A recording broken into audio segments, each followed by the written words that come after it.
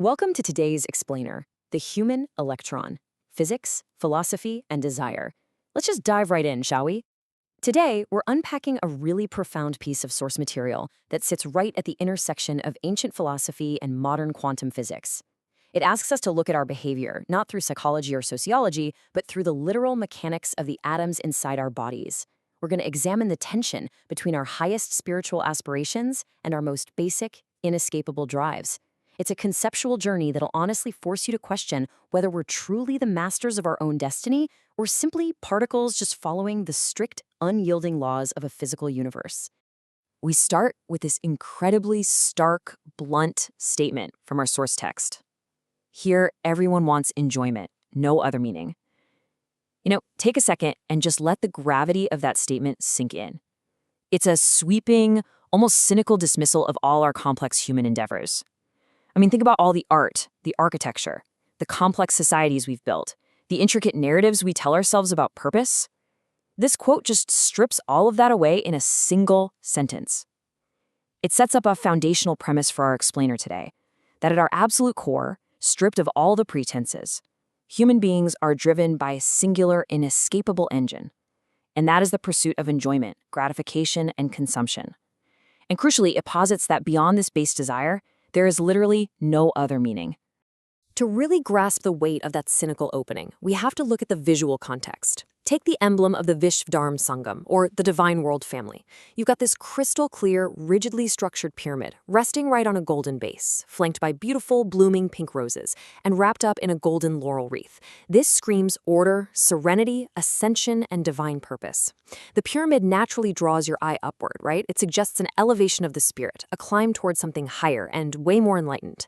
It represents the absolute ideal of human potential, a unified divine existence. So the tension between the structured spiritual ascension and the chaotic base pursuit of mere enjoyment we just talked about, well, that's exactly the space where our source material operates. Now, to really understand that tension, we've got to unpack a critical word from our opening quote. That word is bhog. As defined here, it means material enjoyment, consumption, and physical pleasure, often pursued at the expense of higher existential meaning. In the context of this philosophy, bhog isn't just, a casual translation for having a good time or enjoying a nice meal. It carries immense cultural and philosophical weight. Bhog represents this heavy, almost gravitational pull toward the sensory world. And crucially, it's the pursuit that happens at the direct expense of higher existential meaning. It's not just a momentary distraction. It's framed here as an all-consuming state of being. So when the author says everyone wants bhog, they're describing a state of being completely ensnared in a horizontal cycle of consuming, digesting, and just hungering for more, constantly looking outward for that next hit of satisfaction.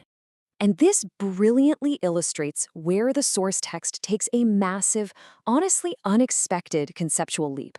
We've been firmly in the realm of spiritual philosophy and human nature, and suddenly, boom, the author hits us with this.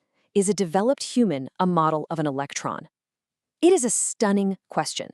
It takes all of that heavy philosophical baggage about human desire and the pursuit of bhog and maps it directly onto quantum mechanics. The author isn't comparing us to animals or to gods. They're comparing the so-called developed human, a being capable of logic, reason, and profound thought, to a tiny subatomic particle.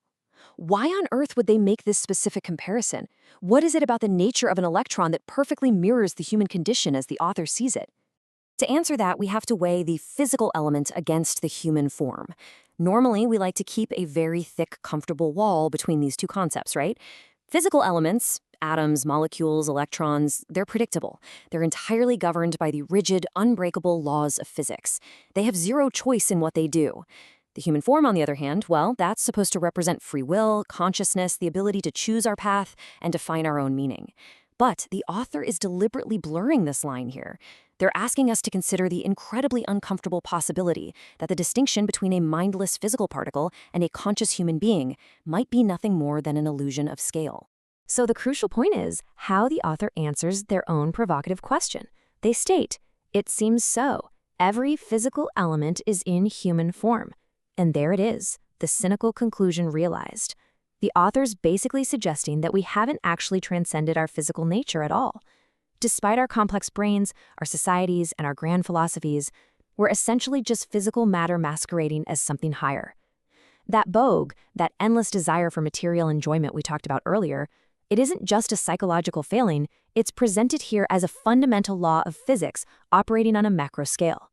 Just like physical elements are bound to behave in specific ways under specific forces, humans in their form are helplessly driven by the physical forces of desire and consumption. This builds into what I think is the most vivid and powerful image in the entire text. His mind is revolving around the entire periphery like an electron. I really want you to visualize this for a second. Think of the classic model of an atom.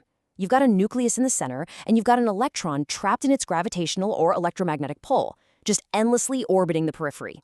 Now, replace that nucleus with the concept of Buhog, material desire. The human mind, according to this text, is the electron. It's hopelessly locked in an orbit around its own desires. It spins and spins and spins around the outer edges, entirely consumed by the motion. It's constantly seeking gratification but never actually arriving anywhere new, completely unable to break free of the gravitational pull of its own want. Breaking down this idea of the human mind as an orbiting electron, we see exactly why this metaphor is so devastatingly effective. First, it's bound entirely by physical nature. It can't just decide to stop orbiting or change its elemental properties. Similarly, the text implies the human mind is bound by its physical desire for enjoyment. Second, it's engaged in endless circling of the periphery. Notice the tragedy of this motion. It's highly energetic, it's constantly moving, but it's fundamentally static. It circles the edges, never reaching the center, never escaping out into the cosmos. And finally, it's lacking any higher purpose beyond its immediate orbit. I mean, an electron doesn't orbit to achieve enlightenment, right? It orbits because the laws of physics demand it. The author is suggesting our daily pursuit of material pleasure is just as automatic and just as devoid of higher meaning. This brings us full circle back to the visual tension we established at the beginning of this explainer, contrasting the divine vision against the illusion of desire. We've got two incredibly different models of human existence presented here. On one hand, you have the structured ascent of the Vishwa-Dharmasangam pyramid. That crystal pyramid points upward. It suggests that human life is meant to be a climb toward transcendence, moving away from the base up toward the peak. On the other hand, you have the endless horizontal orbiting of the human electron. The human electron doesn't climb, it spins horizontally. It's trapped in a flat, two-dimensional loop around the periphery of material consumption. So the core tension is whether we're capable of being the pyramid or if we're just doomed to be the orbiting electron. And our source material leaves us not with a comforting answer, but with a stark, incredibly powerful challenge. If a human is more than that, then what? If we reject the author's cynical premise, if we want to believe that we're not just physical elements mindlessly obeying the laws of attraction and desire, if we absolutely refuse to accept that our minds are just electrons endlessly orbiting the nucleus of our own consumption, then the burden of proof is entirely on us. What is that more?